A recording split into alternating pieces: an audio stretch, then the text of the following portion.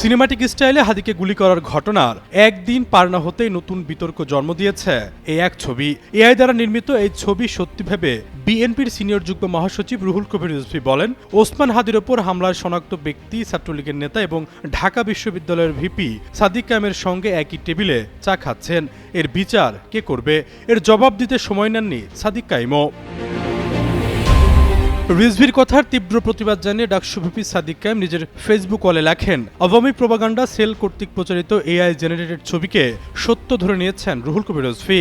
হাদির হত্যা চেষ্টাকারীর সঙ্গে আমাকে জড়িয়ে যে অপতথ্য ছড়িয়েছেন তার জন্য প্রকাশ্যে ক্ষমা চাইতে হবে। এমনকি দল হিসাবে বিএনপি এবং ব্যক্তি রিজভী নিজেকে অপতথ্য ছড়ানোর অপরাধ থেকে দায়মুক্ত করার আহ্বান জানান তিনি। এর আগে ইনকিলাব মঞ্চের মুখপাত্র ওসমান হাদির ওপর গুলি বর্ষণের পর তাকে মুমূর্ষু অবস্থায় নেওয়া হয় ঢাকা মেডিকেলে। খবর পেয়ে তাকে দেখতে তাৎক্ষণিক হাসপাতালে ছুটে আসেন ঢাকা ৮ আসনের বিএনপি সমর্থিত প্রার্থী ও দলের স্থায়ী কমিটির সদস্য মির্জা আব্বাস। কিন্তু এ সময় তিনি ওসমান হাদির সমর্থকদের তোপের মুখে পড়েন। পরে সেনাবাহিনীর সদস্যরা মির্জা আব্বাসকে নিরাপত্তা দিয়ে হাসপাতালের ভিতরে প্রবেশ করান। বিএনপির শীর্ষ নেতাকে হেনস্থা করার ঘটনায় তীব্র প্রতিবাদ জানান দলের মহাসচিব মির্জা ফখরুল ইসলাম আলমগীর। বলেন, পরিকল্পিতভাবে হাদির ওপর গুলির ঘটনায় মির্জা আব্বাসকে ফাঁসানোর চেষ্টা করা হচ্ছে। যদি এই অপচেষ্টা বন্ধ না হয় তাহলে বিএনপি ঘরে বসে থাকবে না।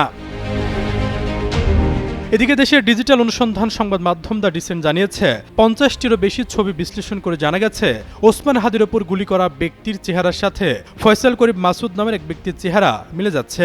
তিনি রাজধানীর আদাবর থানা নিষিদ্ধ ছাত্রলীগ নেতা। তবে তিনি শুট করেছেন কিনা এ বিষয়ে নিশ্চিত করতে পারেনি আইনশৃঙ্খলা রক্ষাকারী বাহিনী। রাজনৈতিক বিশ্লেষকরা বলছেন, হাদির ওপর গুলি বর্ষণের ঘটনা নিয়ে যেভাবে রাজনৈতিক দলের নেতারা বক্তব্য দিচ্ছেন তাতে লাভবান হচ্ছে আওয়ামী লীগ। এই বাকযুদ্ধ যদি চলতে থাকে আগামী নির্বাচনের আগে রাজনৈতিক দলগুলোর মধ্যে বিভেদ দেখা দিতে পারে। আশরাফুল ইসলাম, যুগান্ত নিউজ।